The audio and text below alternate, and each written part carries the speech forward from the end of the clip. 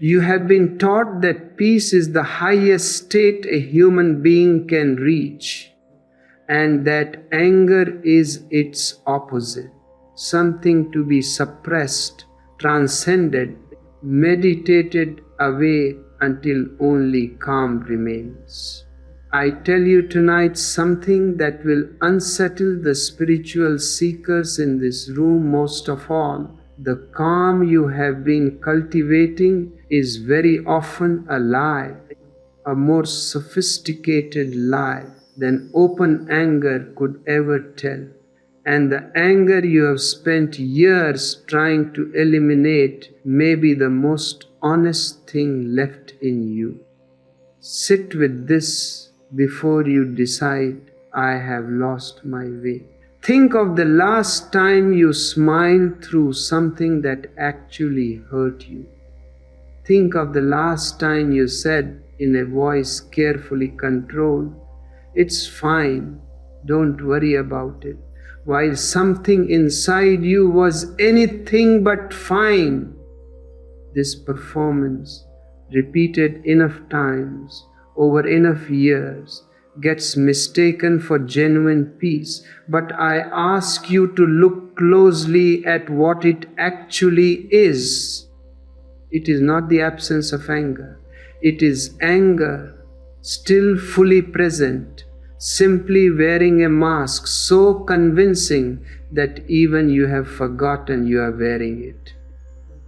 This is the confusion I want to dismantle tonight completely, because an entire industry of spiritual teaching has built itself on top of this confusion, selling you calm as the destination while quietly teaching you to suppress rather than resolve whatever is actually happening inside you. Notice how this industry measures success. A teacher is praised for their serenity, their unshakable composure, their apparent immunity to whatever provocation life throws at them. Nobody asks what this composure actually costs, whether it was built through genuine resolution of every difficult feeling that ever arose, or through decades of increasingly skilled suppression that has simply never been tested severely enough to reveal its true foundation. We admire the surface of the lake without ever asking what lies beneath it. And an entire spiritual marketplace has grown up around selling you techniques to smooth that surface faster, more completely, with less of the discomfort that genuine emotional honesty inevitably requires. Consider how you were first taught to handle anger long before any spiritual teacher ever entered your life.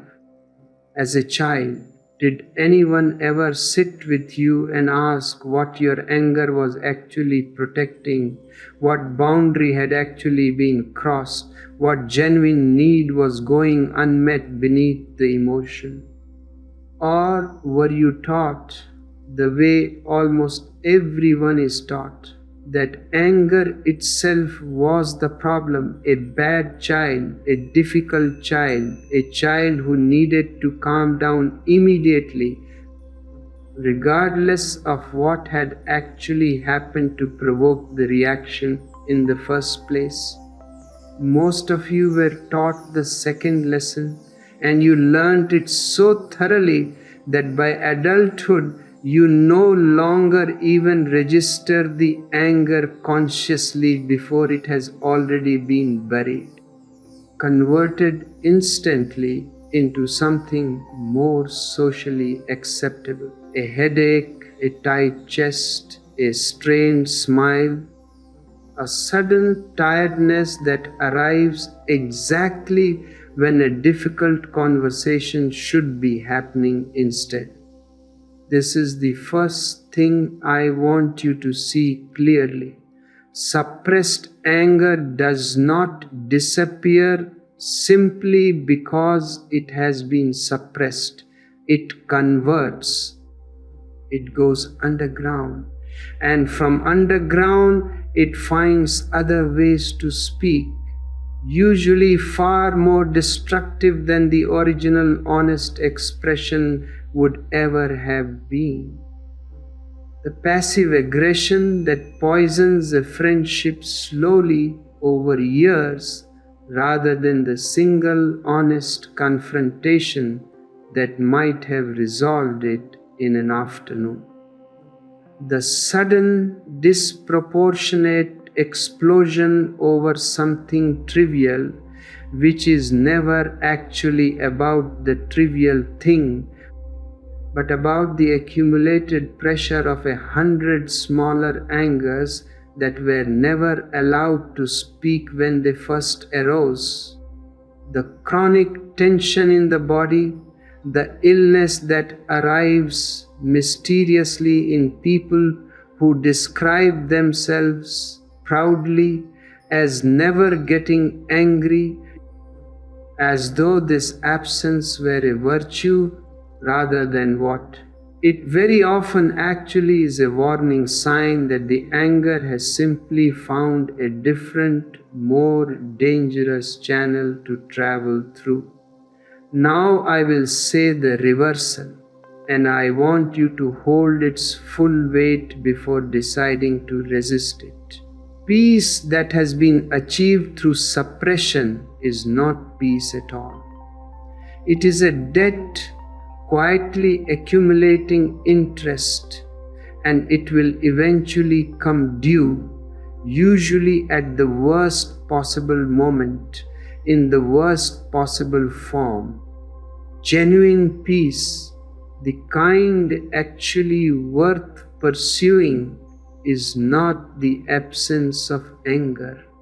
It is what remains after anger has been honestly felt, honestly expressed where appropriate, and allowed to complete its actual purpose, which was never simply to make noise, but to signal clearly that something needed attention. Think of anger the way you would think of physical pain. Pain is not your enemy. Pain is information, urgent and specific, telling you that something requires attention before it worsens. A person who has learned to suppress physical pain entirely through sheer will or through numbing medication does not become healthier for the suppression. They become more vulnerable because the injury continues unaddressed, simply unfelt, until it has progressed far beyond the point where early attention could have easily resolved it. Anger functions in exactly this way for the emotional life. It says clearly, if you are willing to listen, a boundary has been crossed, a need has gone unmet, something has happened that requires acknowledgement and very often correction. Suppress this signal consistently enough and you do not become a more peaceful person. You simply become a person whose internal alarm system has been disconnected, moving through life increasingly disconnected from what is actually happening to you, increasingly vulnerable to harms you no longer even notice, because the mechanism that would have flagged them has been silenced. I want to give you several pictures tonight, because this reversal cuts directly against something almost every spiritual tradition you have encountered has taught you, and it deserves careful, patient examination before you accept it. The first picture is the difference between a river allowed to flow and a river dammed entirely, sealed at every point, forced into perfect, motionless stillness. Which of these two rivers is actually healthier? The one moving, sometimes turbulent, sometimes calm, always alive, or the one held perfectly still through constant engineering effort, presenting an image of total calm on its surface while enormous pressure builds invisibly behind the dam that maintains it? A river held perfectly still is not more peaceful than a flowing one. It is more dangerous, because stillness maintained through force rather than through natural equilibrium is always temporary, and when it finally fails, as forced stillness always eventually does, the release is catastrophic rather than gradual. This is precisely the danger of the performed calm so many spiritual seekers cultivate, mistaking the absence of visible turbulence for genuine peace, when in truth they have simply built an increasingly fragile dam against a pressure that continues building beneath the surface regardless of how still the water above appears. I remember a woman who came to me some years ago, proud of what she described as her spiritual equanimity. She told me with genuine pride that she had not raised her voice in anger in over a decade, that she met every provocation with a calm, measured response, that her meditation practice had, as she put it, freed her from the tyranny of her own emotion. I asked her a single question: what happens in your body in the moment before you choose the calm response?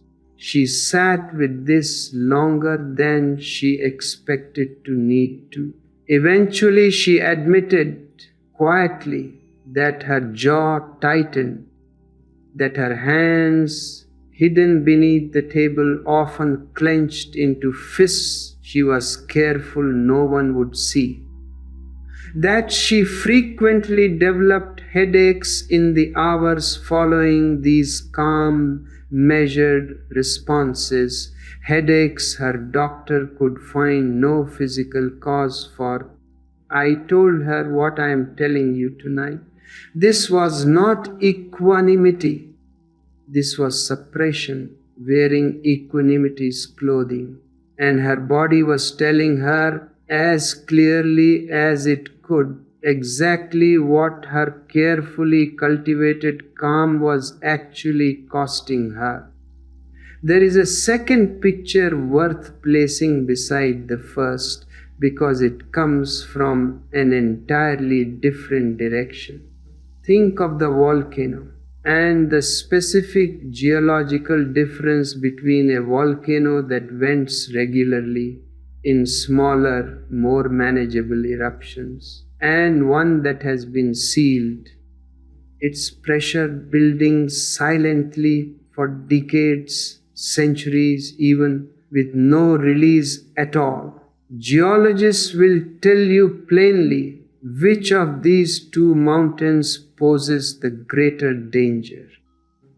It is never the one venting regularly, however dramatic those smaller eruptions might appear from a distance. It is always the sealed one, the one that has shown no activity for so long that everyone nearby has forgotten it was ever dangerous at all, right up until the moment the accumulated pressure finally exceeds what the seal can hold, and the resulting eruption dwarfs anything the regularly venting mountain could ever produce. This is precisely what happens to a human being who has spent decades sealing every honest expression of anger in the name of spiritual peace. The explosion, when it finally comes, and it very often does eventually come, is rarely proportional to whatever immediate provocation triggers it. It is proportional to everything that was never allowed to vent across all those years of practiced calm. And the people standing nearby when it finally erupts are usually bewildered, unable to understand how someone so consistently peaceful could suddenly produce something so disproportionate, never realizing that the disproportion was the entire point. Decades of pressure, finally finding the only release available to it all at once, in a single catastrophic moment, rather than the 100 smaller manageable releases that honest expression practiced consistently would have provided instead. There is a fifth picture I want to offer before we turn to the objections many of you are already forming, because it explains something about why suppressed anger causes such lasting damage, even when the initial suppression seems at the time like the wiser and more mature choice. Think of a broken bone that is never properly set, left instead to heal on its own without the attention it actually requires. Such a bone often does heal eventually, in the sense that the break itself closes over, but it heals crooked, misaligned, and this misalignment does not remain confined to the original injury. It changes how the entire limb moves for the rest of a lifetime, placing abnormal stress on joints above and below the original injury, producing pain in places that have nothing directly to do with where the break actually occurred. Suppressed anger heals in exactly this crooked way. The original hurt does not remain a clean, isolated wound waiting patiently to be addressed. Left unsaid for long enough, it becomes woven into how you move through every subsequent relationship, every subsequent conflict, producing reactions that seem to have nothing to do with the original injury and yet trace back, if you follow them honestly, to that one boundary that was crossed and never properly addressed years or decades earlier. This is why so much of what looks like inexplicable overreaction in adult life is not actually disproportionate at all, once you understand what it is truly responding to. It is a crooked bone, finally being asked to bear weight it was never properly set to hold. Now, someone listening to this is thinking, and I want to meet the objection directly because it deserves a real answer rather than dismissal. But anger destroys things. I have seen relationships shattered by angry words that could never be taken back, careers ended by a single explosive outburst, families fractured for generations by rage that was never contained at all. Are you telling me anger should simply be released without restraint, regardless of the damage it causes? No. And this distinction matters more than almost anything else I will say tonight. I'm not telling you that unrestrained rage is healthy or that every angry impulse deserves immediate, unfiltered expression regardless of consequence. That confusion, mistaking total emotional release for honesty, is a different trap entirely, and I will address it directly. What I am describing is not the absence of restraint, it is the presence of honesty, which is a completely different quality than either total suppression or total release. There is a crucial difference between anger honestly felt and communicated, and rage that has been allowed to accumulate for years before finally erupting without any structure or care for its impact. The person who says clearly and directly in the moment a boundary is crossed, "This hurt me and I need you to understand why," is practicing something entirely different from the person who suppresses every such moment for a decade and then finally unloads the entire accumulated weight in a single uncontrolled explosion that has little relationship to whatever immediate event triggered it. The first is honest anger, expressed close to the moment that produced it, proportionate to the actual event, oriented toward genuine resolution. The second is exactly the volcanic eruption I described a moment ago, not honesty released too freely, but suppression finally failing under pressure. It was never designed to hold indefinitely.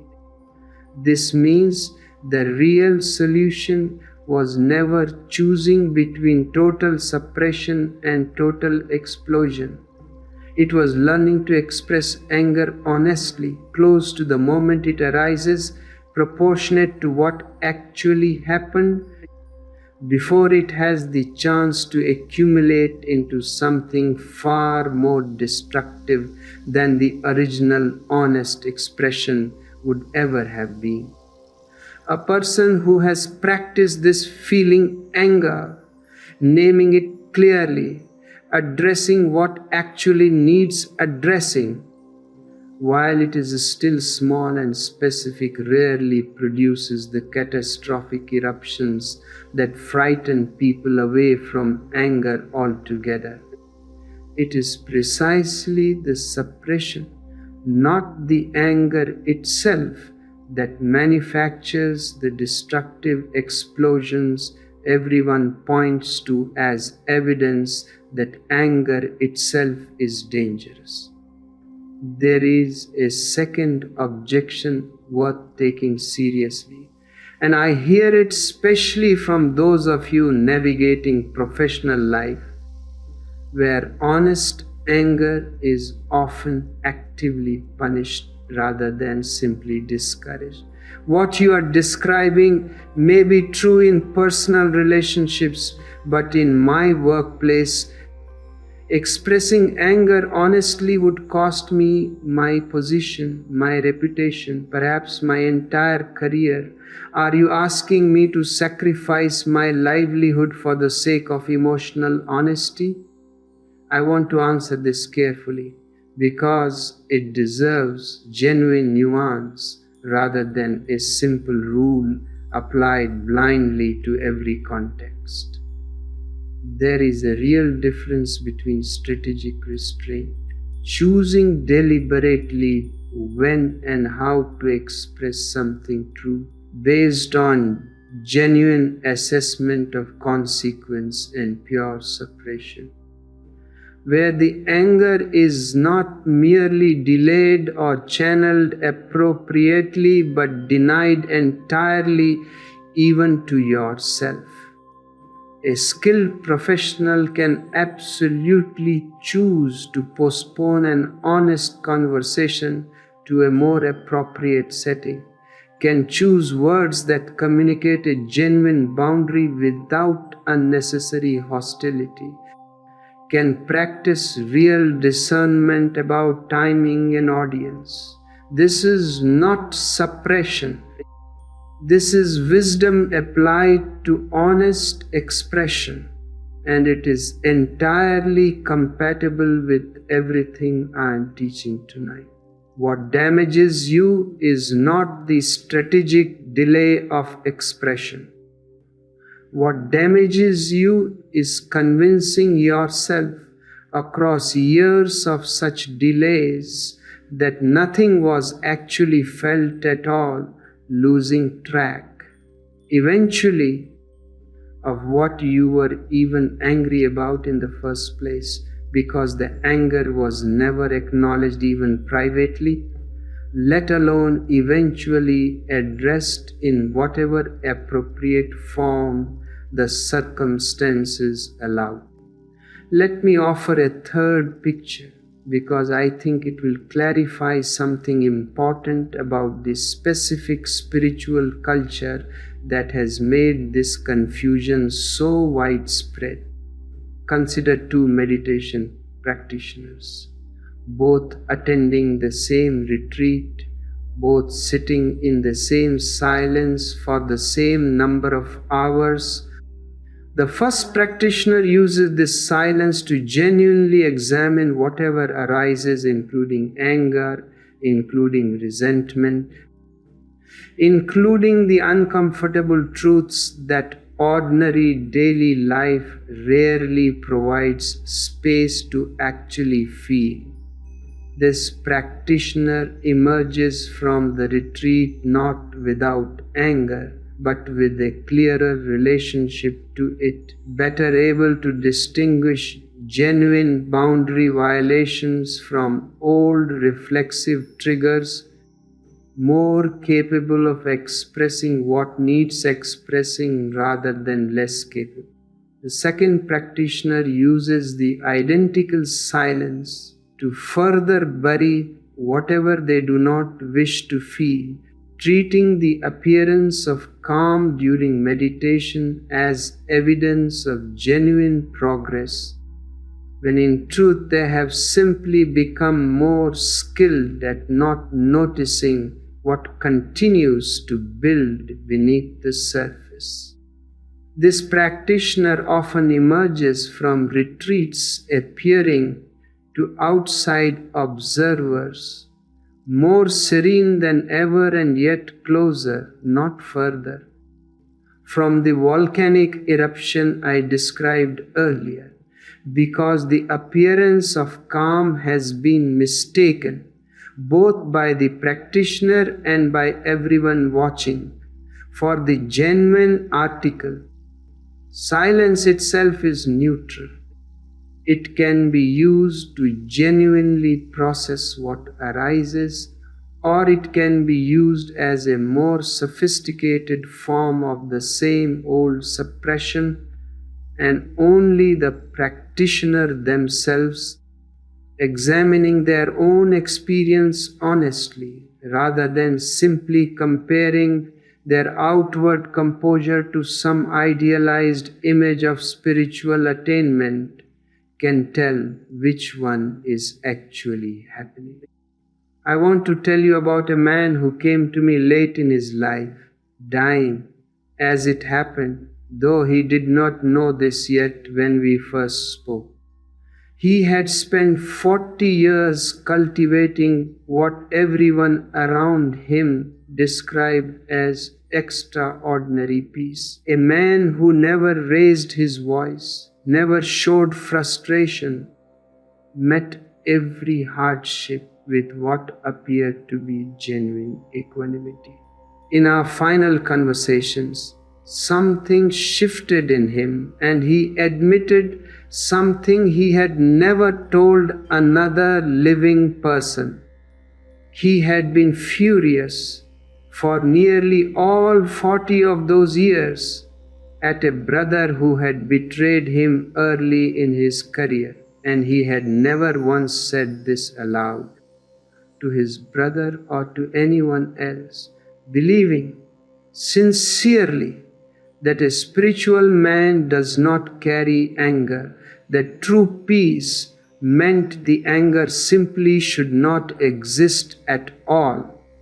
He told me in his final weeks that he wished more than anything else that he had simply told his brother the truth decades earlier, rather than performing a peace he had never actually felt.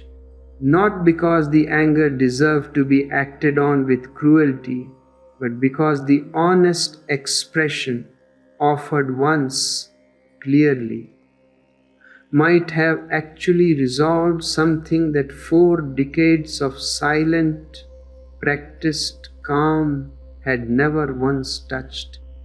He had mistaken silence for resolution and died discovering too late to change the outcome that they were never the same thing at all. This is what I want you to understand tonight. Before it is too late for you, as it was in this particular way, too late for him, the performance of peace is not the same as the achievement of peace, however similar they may look from the outside. However much praise the performance receives from people who cannot see what it is actually costing you. There is a 4th picture worth offering here, drawn from the theater rather than from nature or geology, because it names something specific about how this suppression eventually deceives even the person practicing it. Think of an actor who has played the same calm, unflappable role for so many years that the line between performance and identity begins to blur. At first, stepping into the role required conscious effort, a deliberate choice each time to present composure regardless of what was actually being felt underneath. But repeated over enough years, the performance becomes so practiced, so automatic, that the actor eventually forgets they are performing at all. They begin to believe sincerely that the calm mask is simply who they are, and the actual person underneath, the one who still feels anger, still feels hurt, still needs things addressed honestly, becomes a stranger even to the person wearing the mask. This is precisely what happens to the long practicing spiritual seeker who has confused suppression for attainment. The performance of equanimity, repeated daily for years, eventually stops feeling like a performance at all. It feels like genuine identity, genuine progress, genuine spiritual achievement. And this is exactly what makes it so much more dangerous than simple, obvious suppression would be. A person who knows they are suppressing anger at least retains some awareness that something real is being hidden. A person who has fully merged with the performance has lost even this awareness, believing their own mask so completely that no part of them remains available to notice the pressure building steadily behind it, right up until the moment it finally catastrophically fails. Genuine peace, the kind worth actually pursuing, is not built by silencing anger. It is built by honoring what anger is trying to tell you, addressing it honestly where addressing it is possible, and only then, once the actual signal has been received and responded to, allowing whatever genuine calm remains to settle naturally, rather than forcing an imitation of calm over a wound that was never actually permitted to speak. So let us bring this down into the actual shape of your days, because none of this matters unless it changes how you relate to your own anger starting tomorrow. First, the next time anger arises, before doing anything else, pause and ask it directly, what boundary has actually been crossed here, and what do I actually need in response? This single question, asked honestly rather than rhetorically, begins the process of treating anger as information rather than as an enemy to be immediately suppressed. Second, practice expressing smaller angers close to the moment they arise, rather than allowing them to accumulate silently until they combine into something far larger and far more difficult to express cleanly. This does not mean reacting instantly without thought to every irritation. It means not allowing genuine, repeated boundary violations to go unspoken simply because addressing them in the moment feels initially more uncomfortable than staying silent. Third, distinguish honestly in your own experience between the discomfort of expressing something true and the genuine harm of expressing something cruel. These are not the same category, though fear often collapses them together. Saying this hurt me and I need it to stop is honest expression, even if it produces temporary discomfort in the conversation. Saying something deliberately designed to wound the other person, disconnected from any genuine attempt at resolution, is a different thing entirely.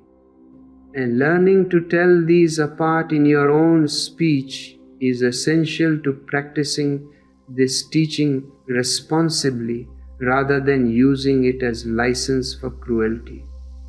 Fourth, notice your body's specific signals when you are suppressing rather than genuinely resolving the tightened jaw, the clenched hands, the headache that follows a conversation you told yourself went fine. These physical signals are usually more honest than your own conscious narrative about how calm you actually are. And learning to trust the body's report over the mind's polished story is one of the most valuable skills available to anyone genuinely pursuing this kind of honesty. Fifth, examine your own praise of calm in yourself and in others, and ask whether you are actually admiring genuine resolution or simply admiring a convincing performance. The person everyone describes as never getting angry deserves your curiosity, not automatically your admiration. Sometimes this description genuinely reflects a person who has done the deep work of resolving their anger at its root. Often, it simply describes a person who has become extremely skilled at suppression, and the two are not the same achievement. However, similarly, they may present themselves to an outside observer. Sixth, practice tolerating the discomfort of a difficult conversation rather than automatically defaulting to the smoother, calmer seeming path of silence. Most people choose silence not because it actually resolves anything, but because it avoids the immediate discomfort of confrontation, trading a small, manageable discomfort now for a much larger, less manageable eruption later. Learning to tolerate the smaller discomfort consistently is what actually prevents the larger one from ever needing to occur. 7th, watch what you are teaching the people who learn from you, particularly children, about anger itself. A child who watches an adult suppress every honest expression of frustration, presenting only calm, regardless of what is actually happening inside, is learning more effectively than any lecture could teach them that their own anger is something to be hidden rather than honestly examined and, where appropriate, expressed. If you want the people who come after you to have a healthier relationship with this emotion than you were given, the inheritance happens through what they watch you do. The next time you are genuinely provoked, not through anything you tell them about anger in the abstract. 8th, and this is perhaps the most difficult practice of all, when genuine anger arises towards someone you love, resist both the urge to suppress it entirely and the urge to release it without any care for how it lands. Take the time, even if only a few minutes, to clarify for yourself what you actually need before speaking, so that what emerges is honest information rather than either silence or an unstructured discharge of everything that has been building. This small pause, practiced consistently, is very often the entire difference between anger that damages a relationship and anger that, expressed honestly and with care, actually deepens it by finally addressing something that silence alone could never have resolved. 9th, revisit any past relationship or situation where you chose silence over honest expression and ask yourself honestly, without self-punishment, simply as information. What did that silence actually cost over time compared to what honest expression, however uncomfortable in the moment, might have cost instead? Most people doing this exercise honestly discover that the silence extended across months or years cost considerably more than a single difficult conversation ever would have. This is not an exercise in regret. It is an exercise in recalibrating your own internal cost-benefit calculation, so that the next time the choice arises, you are weighing the actual costs rather than simply defaulting to whichever option feels less uncomfortable in the immediate moment. 10th, practice distinguishing in real time between the physical sensation of genuine anger and the physical sensation of old, reflexive triggering that has little to do with the present situation.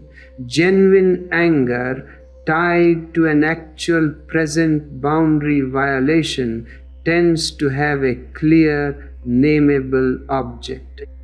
Reflexive triggering, activated by something that merely resembles an old wound, often feels disproportionate to whatever small thing set it off, because it is drawing on a much larger reservoir of unaddressed feeling from an entirely different. Both deserve honest attention, but they call for different responses. The first calls for direct communication with whoever is actually involved right now.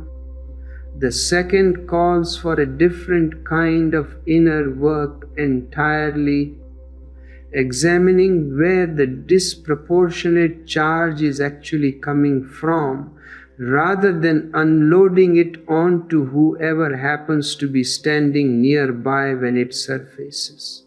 I will leave you tonight with something to sit with rather than something to resolve. You have spent much of your life believing that the goal was to feel less anger, to arrive eventually at a state where provocation simply no longer touches you at all. But consider for a moment whether this goal was ever actually about genuine peace, or whether it was simply about becoming easier for everyone around you to manage. A person whose own needs and boundaries had been quietly trained into permanent silence, mistaken by everyone, including yourself, for spiritual attainment. Consider what a genuinely different relationship with this emotion might feel like a year from now.